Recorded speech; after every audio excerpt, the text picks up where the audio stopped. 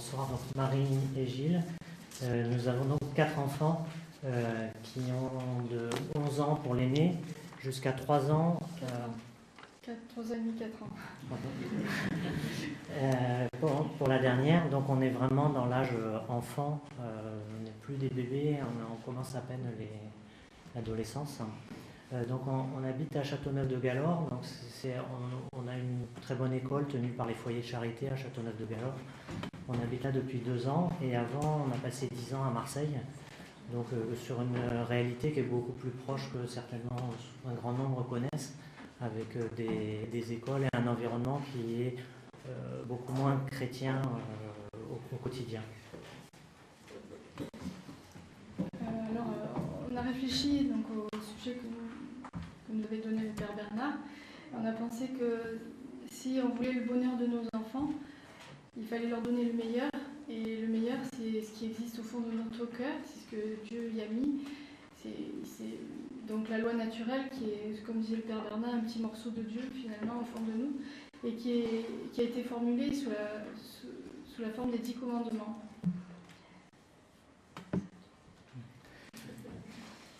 Alors, on a eu la chance d'avoir notre première fille qui a été préparée à la première communion par un prêtre polonais. Et a priori, en Pologne, il n'y a pas pas le choix. Il n'y a pas le choix. Enfin, on apprend les 10 commandements pour la première communion. Par cœur. Par cœur, hein, donc petit 1 au 10e. Et en fait, ça a été très intéressant pour elle. Notre seconde, qui a aussi fait sa première communion, a été préparée par un prêtre de l'Emmanuel qui lui a aussi fait apprendre. Mais... Non, c'est nous qui lui avons fait apprendre. On a trouvé ça bien, donc on a dit non, mais toi aussi tu vas apprendre. Et c'est vrai que le fait de connaître ces 10 articles, on a clairement vu que ça leur faisait quelque chose qui était connu. Référence pour elles. Ça leur fait une référence, et donc même si nous on s'y réfère, eh bien, c'est quelque chose qui est connu, et eux-mêmes les enfants ils ont quelque chose à quoi se rattacher. Voilà. Et puis même pour nous aussi en tant que de connaître ces références, on sait que quand on leur dit tu ne mentiras pas, ou qu'on les prend sur le mensonge, si ça se réfère à un commandement, on n'a pas de doute sur le fait qu'on les éduque correctement, quoi. Nous-mêmes de savoir aussi les 10 commandements, c'est quand même intéressant.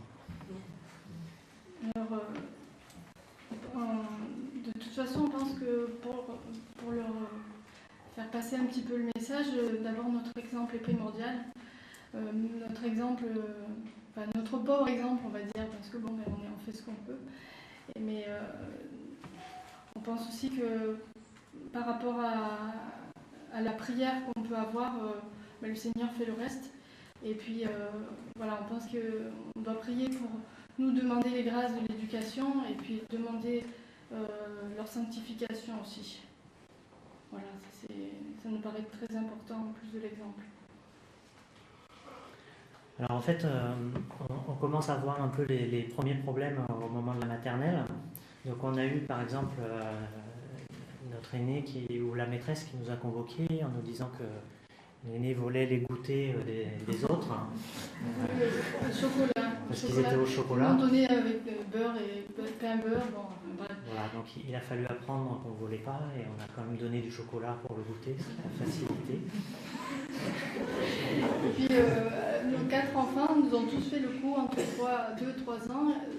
Une fois, heureusement que c'était une fois, en sortant du supermarché, on s'apercevait qu'ils avaient emporté quelque chose. Et c'était soit du saucisson, soit des petits canards en plastique. Bref, on a eu 4. Et alors, chaque fois, on a rapporté au magasin, évidemment. Ça paraît tout bête, mais voilà, c'est passé un peu par là. Et depuis, a priori, ils ne veulent pas. Alors, à la maternelle aussi, on apprend, surtout pour les garçons, on apprend à se tuer. Donc, pan, je te tue, t'es mort. Donc, voilà, dès le début, il a fallu un peu recadrer et leur expliquer que, voilà, quand on tue, il y avait mieux à faire, quoi. Que c'était pas... Donc, une fois qu'on était mort, on était vraiment mort, quoi. Après, la maternelle toujours, il y a beaucoup d'enfants qui disent oui, tu es mon amoureux, mon amoureuse, etc. Mais ça aussi, il a fallu recadrer les choses parce que on pensait que par rapport à la pureté, c'était pas une bonne chose que les enfants aient des amoureux, etc.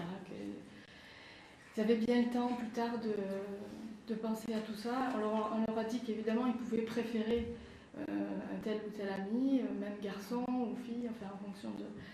Mais voilà, qu'il fallait. On a dû réexpliquer tout ça. Et ce qui est. Enfin, souvent c'est les parents en fait, les parents des enfants qui parlent de tout ça. Les enfants, ils n'ont pas tellement l'idée de tout ça, mais c'est les parents qui viennent nous voir. Ah oui, votre fils est amoureux de votre fille ou des choses comme ça. Donc bon, bref, il faut expliquer là aussi. Et puis, voilà. Alors, bon, avant l'école, on a agi un peu. On a toujours emmené nos enfants à la messe dès qu'ils étaient tout petits, pour leur apprendre que la messe c'était quelque chose d'important et pour sanctifier le jour du Seigneur. Un autre point aussi, on s'est toujours efforcé de ne pas faire de courses le dimanche. Donc ils ne s'en rendent peut-être pas compte quand ils sont tout petits, mais avec le temps, je pense que ça prend. Et puis aussi, sur le fait de ne pas mentir, donc bien sûr, il y a les corrections quand on les prend en train de mentir, mais on a essayé nous-mêmes de ne pas leur mentir. Et un point particulier, ça a été le Père Noël. Entre autres, quand ils sont tout petits. Et on a choisi de ne pas leur faire croire au Père Noël par rapport à cet exemple du mensonge et de ne pas leur apprendre on leur avait menti pendant un certain temps. Alors bon, c'est des sujets de discussion avec d'autres parents, mais c'est vraiment par rapport à cette notion du mensonge qu'on n'a pas voulu leur... Et puis pour dire aussi que quand même Noël c'est Jésus, voilà. La naissance de Jésus avant tout, et puis voilà. Alors un peu plus tard, on a parlé donc tout petit, de la maternelle. Après, au primaire, ce qu'on a vu aussi, c'est qu'il peut y avoir aussi les envies au niveau vestimentaire, d'un cartable. J'ai envie du cartable de telle copine. Donc par rapport au commandement de Dieu, tu ne convoiteras pas le bien d'autrui. Voilà, là aussi, il a fallu recadrer. Et alors, à un temps, on avait l'uniforme à l'école, ça c'était bien pratique. Le matin, on ne se posait pas de questions. Mais bon, il y a toujours des choses qui sont intéressantes dans la trousse du voisin. Voilà. Donc, par rapport à ça, on leur expliquait qu'on était la modestie, que toutes ces choses matérielles, c'était par rapport à Dieu, on est des créatures et que comment dire, j'ai un peu du mal à expliquer. Voilà, on ne devait pas. C'était Dieu d'abord, et puis tout ce qui est matériel, ça passait après. Alors souvent, on leur dit Dieu premier servi. Alors on a pris la devise de Sainte Jeanne d'Arc, et c'est vrai que ça revient souvent chez nous. Et en fait, c'est des phrases toutes faites, mais qui une fois que les enfants les ont acquis, c'est ancré et ils peuvent se le répéter, se les approprier. Alors, on a eu aussi c'est par rapport à tu ne prononceras le nom de Dieu qu'avec respect. Donc les jurons sont vite corrigés et c'est pas terrible. À la maison, on ne dit pas de gros mots quand même. Donc, mais les enfants avaient créé un pays imaginaire, inventé un pays imaginaire, une langue imaginaire, et ils avaient créé un mot qui voulait dire qu'ils n'étaient pas contents. Et c'était Kronek. Voilà, c'est un faux gros mot. Voilà, c'est un faux gros mot. Pour dire leur mécontentement. Et alors de temps en temps, ils ont commencé à dire Kronek. Alors c'était pas très grave, voilà. Au début, on a un peu rigolé, puis après on s'est dit bon quand même Kronek. Et puis en fait, ça les mettait vraiment dans une attitude très très négative. Et c'était en fait un refus de. On s'est rendu compte que petit à petit, c'était un refus de ce qui se passait. Et en fait, c'est le fait de ne pas dire des jurons, c'est pas juste pour être bien poli et être bien accepté par tout le monde, mais c'est aussi sinon on refuse un petit peu la providence et l'aide du Seigneur. En fait. Voilà, par ce Kronek, on s'est un petit peu rendu compte de ça. Voilà. Il y a aussi le classique j'adore le chocolat. donc, ou la salade. Donc on a expliqué aux enfants qu'on n'adorait pas le chocolat, qu'on ne se mettait pas à genoux devant le chocolat, et que donc le mot adorer était réservé pour Dieu.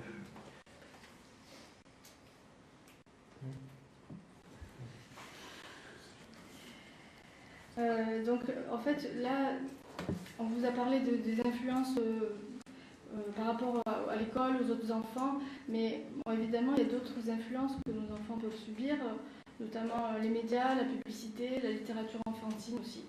C'est vrai que bon, la télé, c'est vrai, on a choisi de ne pas l'avoir à la maison, donc on a réglé un peu le problème comme ça, mais voilà, je pense qu'il faut que, enfin, nous on essaie de surveiller ce qu'ils lisent. Alors quand ils sont tout petits c'est facile parce que voilà, en 2 minutes on voit de quoi parle le livre. Quand ils sont plus grands c'est plus difficile. Là